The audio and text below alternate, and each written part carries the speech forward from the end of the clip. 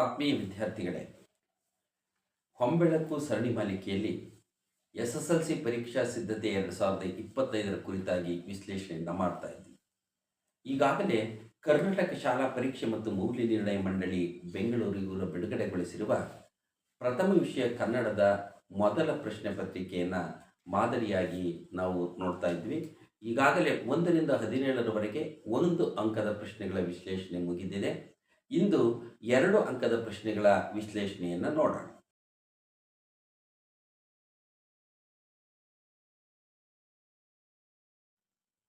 ಇಲ್ಲಿ ಮುಖ್ಯ ಪ್ರಶ್ನೆ 4, ಕೆಳಗಿನ ಪ್ರಶ್ನೆಗಳಿಗೆ 3 ಅಥವಾ 4 ವಾಕ್ಯಗಳಲ್ಲಿ ಉತ್ತರ ಬರೆಯಿರಿ ಎನ್ನುವ ಸೂಚನೆಯನ್ನು ನೀಡಲಾಗಿದೆ. ಒಟ್ಟು ಪ್ರಶ್ನೆಗಳು 10, ಅದು 2 ಅಂಕದ ಪ್ರಶ್ನೆಗಳಾಗಿರ್ತದೆ. ಇಲ್ಲಿ 18ನೆಯ ಪ್ರಶ್ನೆಯಿಂದ 27ನೆಯ ಪ್ರಶ್ನೆವರೆಗೆ ಒಟ್ಟು 10 ಪ್ರಶ್ನೆಗಳಿರ್ತವೆ.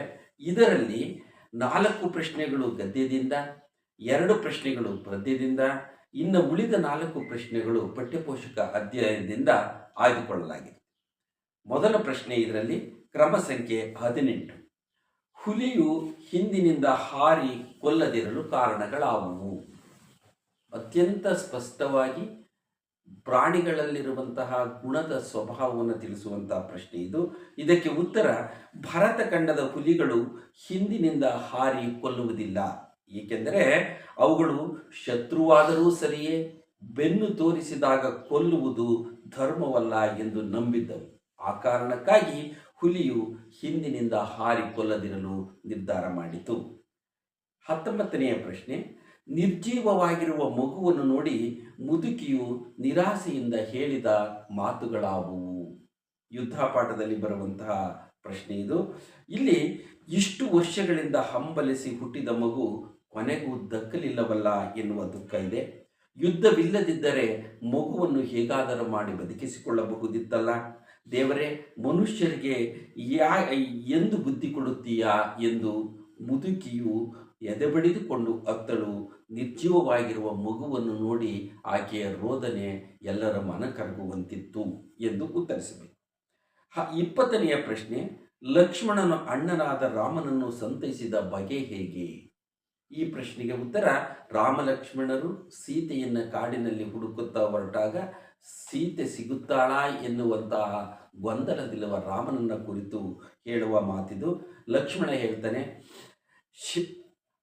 ಅಣ್ಣ ತಾಳಿಕು, ಸೂರ್ಯನೇ ತೇಜ ಕೆಡೆಯಾರು, ನೀನೇ ಧೈರ್ಯಗೆಟ್ಟರೆ ಸ್ಥೈರ್ಯಕ್ಕೆ ಜಾಗವೆಲ್ಲಿದೆ?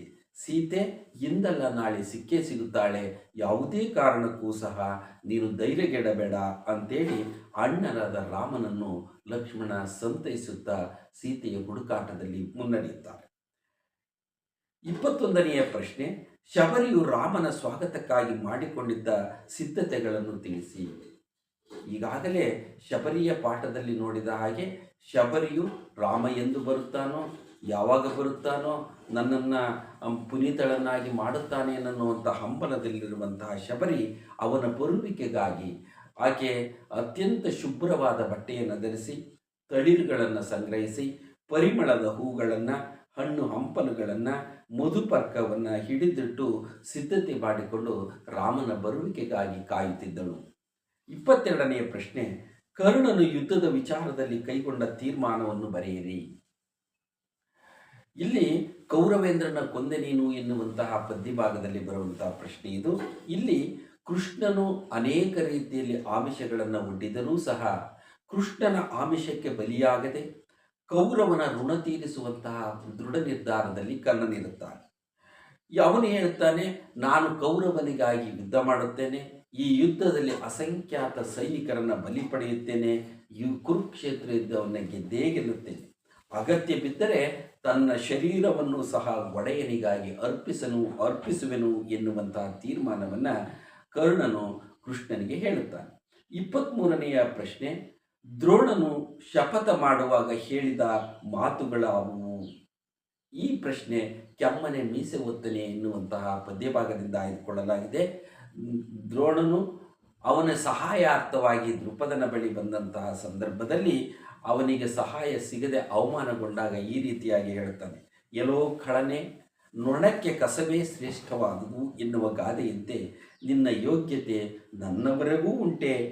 ಜೊತೆಯಲ್ಲಿ ಅಭ್ಯಾಸ ಮಾಡಿದರೆಂಬ ಕಾರಣದಿಂದ ನಿನ್ನನ್ನು ಕೊಲ್ಲದೆ ಬಿಡುತ್ತಿದ್ದೇನೆ. ಈ ಸಭಾವಲಯದಲ್ಲಿ ಈ ಆಳಿಸಿದಂತಹ ನಿನ್ನನ್ನು ನನ್ನ ಶಿಷ್ಯರಿಂದ ನೀನು ಬೆಚ್ಚುವಂತೆ ಕಟ್ಟಿಸದೆ ಬಿಟ್ಟರೆ ನಾನು ಮೀಸೆ ಹೊತ್ತುದು ವ್ಯರ್ಥವಲ್ಲವೇ ಎಂದು ಹೇಳುತ್ತಾನೆ.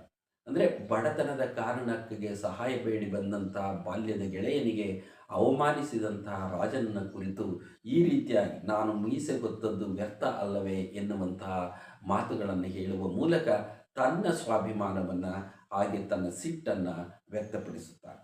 24ನೆಯ ಪ್ರಶ್ನೆ, ಪುಟ್ಟ ಪೋರಿ ಏಕೆ ಮೂಕ ವಿಸ್ಮಿತಳಾಗಿದ್ದಾಳೆ? ಈ ಒಂದು ಪದ್ಯ ಭಾಗದಲ್ಲಿ ಕವಿ ಅತ್ಯಂತ ಆ ಪುಟ್ಟ ಪೋರಿಯ ವ್ಯಕ್ತಿತ್ವವನ್ನು, ನಿಸರ್ಗದ ಆ ಹೊತ್ತಿನ ವಾಸ್ತವದ ಬದುಕನ್ನು ಚಿತ್ರಿಸಿದ್ದಾರೆ. ಇಲ್ಲಿ ಬಾಗಿಲಲ್ಲಿ ಬಳುಕುವ ಮಾವಿನೆಲೆಯ ತೋರಣ, ಮಲ್ಲಿಗೆ ಹೂವಲ್ಲಿ ಬೇರುವ ಮುಗುಳುನಗೆ, ಹೊಳೆವ ರಂಗೋಲಿಯಲ್ಲಿ ಥಳಥಳಿಸುವ ಬಾಲರವಿಯ ಕಂಡು ಹುಡುಗಿ ಆ ಪುಟ್ಟ ಪೋರಿ ಮೂಕ ವಿಸ್ಮಿತಳಾಗಿದ್ದಾಳೆ, ಮತ್ತೆ ಮತ್ತೆ ನೋಡುತ್ತಾಳೆ ಎಂದು ಉತ್ತರಿಸಬೇಕು. 25ನೆಯ ಪ್ರಶ್ನೆ, ಅಂದವಾದ ಬರವಣಿಗೆಯ ಬಗ್ಗೆ ಗಾಂಧೀಜಿಯವರ ಅಭಿಪ್ರಾಯವೇನು ಎನ್ನುವಂತಹ ಪ್ರಶ್ನೆ. ಗಾಂಧೀಜಿಯವರು ತಮ್ಮ ವ್ಯಕ್ತಿತ್ವದಲ್ಲಿ ಸತ್ಯ ಮತ್ತು ಅಹಿಂಸೆಯ ಪ್ರತಿಪಾದಕರಾಗಿ ಎಷ್ಟು ಹೆಸರುವಾಸಿಯಾಗಿದ್ದರೋ ಅಂದವಾದ ಬರವಣಿಗೆ ಬಗ್ಗೆ ಅವರು ತಮ್ಮ ನಿಲುವನ್ನು ವ್ಯಕ್ತಪಡಿಸಿದ್ದನ್ನು ಕಾಣುತ್ತೇವೆ. ಕೆಟ್ಟ ಅಕ್ಷರದ ಬರವಣಿಗೆ ಅಪಕ್ವ ಮತ್ತು ಅಪೂರ್ಣ ಶಿಕ್ಷಣದ ಚಿಹ್ನೆ ಎಂದು ಗಾಂಧೀಜಿಯವರು ತಮ್ಮ ಬರಹವನ್ನು ತಿದ್ದಿಕೊಳ್ಳಬೇಕೆಂದು ಪ್ರಯತ್ನಿಸಿದರು.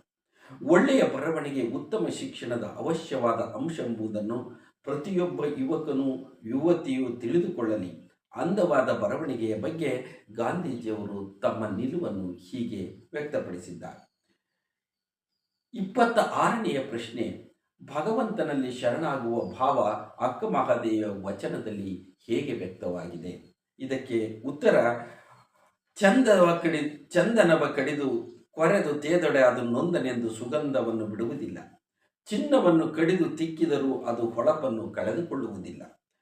ಕಡಿದ ಕಬ್ಬನ್ನು ತಂದು ಗಾಣದಲ್ಲಿಕ್ಕಿ ಅರೆದರೂ ಸಿಹಿಯನ್ನು ಬಿಡುವುದಿಲ್ಲ. ಪ್ರಕೃತಿಯಲ್ಲಿರುವ ವಸ್ತುಗಳು ತನ್ನ ಮೂಲ ಗುಣವನ್ನು ಬಿಡುವುದಿಲ್ಲ. ನಾನು ಹಿಂದೆ ಮಾಡಿದ ಕೆಡುಕುಗಳೆಲ್ಲವನ್ನು ತಂದು ಮುಂದಿಟ್ಟರೆ ಅದರಿಂದ ನಿಮಗೆ ತೊಂದರೆ. ನೀವು ಕೊಂದರೂ ನಾನು ಶರಣೆಂಬುದ ಬಿಡುವುದಿಲ್ಲ ಎಂಬ ಭಗವಂತನಲ್ಲಿ ಶರಣಾಗುವ ಭಾವವನ್ನು ಅಕ್ಕ ಮಹಾದೇವಿಯು ತಮ್ಮ ವಚನಗಳಲ್ಲಿ ಅತ್ಯಂತ ಅಭಿಮಾನದಿಂದ ಮತ್ತು ಆತ್ಮವಿಶ್ವಾಸದಿಂದ ನಿವೇದಿಸಿಕೊಳ್ಳುತ್ತಾಳೆ. ಶರಣ ಸತಿ ಲಿಂಗಪತಿ ಎನ್ನುವಂತಹ ನಾಮಕ್ಕೆ ಅನ್ವರ್ಥವಾಗಿ ಬಾಳಿದ ಅಕ್ಕ ಕನ್ನಡ ಸಾಹಿತ್ಯದ ಮೇರು ವ್ಯಕ್ತಿಯಾಗಿ ನಮ್ಮ ಮುಂದೆ ನಿಲ್ಲುತ್ತಾಳೆ. 27ನೆಯ ಪ್ರಶ್ನೆ ಮತ್ತು 2 ಅಂಕಗಳಲ್ಲಿ ಬರುವ ಕೊನೆಯ ಪ್ರಶ್ನೆ ಇದು. ಶುಕನಾಸನು ತಿಳಿಸಿರುವಂತೆ ರಾಜರ ಪ್ರಕೃತಿಯನ್ನು ಕುರಿತು ಬರೆಯಿರಿ. ಶುಕನಾಸನು ತಿಳಿಸಿರುವಂತೆ ರಾಜರ ಪ್ರಕೃತಿ ಹೇಗಿದ್ದರೆ ಚೆನ್ನ ಅನ್ನುವಂಥದ್ದನ್ನು ಉತ್ತರಿಸಬೇಕಾಗ್ತದೆ. ಅಲ್ಲಿ ಅಹಂಕಾರದ ದಾಹ, ಜ್ವರ, ತಲೆಗೇಡರಿ ಅವರ ಮನಸ್ಸಿನಲ್ಲಿ ಕತ್ತಲೆ ತುಂಬಿರುತ್ತದೆ. ಇದು ದುಡ್ಡಿನ ಮಹಿಮೆ, ದುಡ್ಡು ದುರಭಿಮಾನದ ತವರು, ದುಡ್ಡಿನ ದೈತ್ಯ ಅಡರಿದವರಿಗೆ ಜಗತ್ತೆಲ್ಲ ಕ್ಷುದ್ರವಾಗಿ ಕಾಣುತ್ತದೆ. ರಾಜ್ಯವೆಂಬ ವಿಷತಾಗಿ ಬುದ್ಧಿ ಮಂಕಾಗಿ ಬಿಡುತ್ತದೆ. ಈ ರೀತಿಯಲ್ಲಿ ರಾಜರ ಪ್ರಕೃತಿಯನ್ನು ಶುಕನಾಸನು ತನ್ನ ಉಪದೇಶದಲ್ಲಿ ತಿಳಿಸುತ್ತಾನೆ. ಅಂದರೆ ರಾಜನಾದವನು ಅಹಂಕಾರವನ್ನು ತ್ಯಜಿಸಿ ವಿನಮ್ರನಾಗಿ ಪ್ರಜಾಪಾಲನೆಗಾಗಿ ಇರುವ ಒಂದು ಹುದ್ದೆ ಅಥವಾ ಒಂದು ಸೇವೆಯ ಪಾಲು ಅಂತೇಳಿ ತಿಳಿದು ರಾಜ ಲೋಕ ಕಲ್ಯಾಣಕ್ಕೆ ದುಡಿಯಬೇಕು ಎಂಬುದನ್ನು ಈ ವಾಕ್ಯದಲ್ಲಿ ತಿಳಿಸಲಾಗಿದೆ. ಇವಿಷ್ಟು 10 ಪ್ರಶ್ನೆಗಳು, 2 ಅಂಕದ ಪ್ರಶ್ನೆಗಳು. ವಿದ್ಯಾರ್ಥಿಗಳು ಇಲ್ಲಿ ಕನಿಷ್ಠ 4 ಸಾಲುಗಳ ಉತ್ತರವನ್ನು ಬರೀಬೇಕು. ತಪ್ಪಿಲ್ಲದ ಅಂದವಾದ ಬರವಣಿಗೆಗೆ ಹೆಚ್ಚಿನ ಆದ್ಯತೆ ಇರ್ತದೆ. ನಿಮಗೆ 2 ಅಂಕದ ಪ್ರಶ್ನೆಗಳನ್ನು ಬರೆಯುವಾಗ ಸಮಯ ಹೆಚ್ಚಾಯಿತು, ಉತ್ತರಗಳಲ್ಲಿ ಗೊಂದಲ ಆಯಿತು ಅಂದರೆ ನಿಮಗೆ ಗೊತ್ತಿರುವ ಉತ್ತರ ಗೊತ್ತಿರುವ ಪ್ರಶ್ನೆಗಳಿಗೆ ಮೊದಲು ಉತ್ತರಿಸಿ, ನಂತರದಲ್ಲಿ ಕೊನೆಯಲ್ಲಿ ಉಳಿದ ಪ್ರಶ್ನೆಗಳಿಗೆ ಉತ್ತರಿಸೋದಕ್ಕೆ ಅವಕಾಶ ಇದೆ. ಮತ್ತೆ ಮುಂದಿನ ವಾರ ಮುಂದಿನ ವಿಶ್ಲೇಷಣೆಯೊಂದಿಗೆ ಭೇಟಿಯಾಗ್ತೀನಿ. ಅಲ್ಲಿಯವರೆಗೂ ಧನ್ಯವಾದ.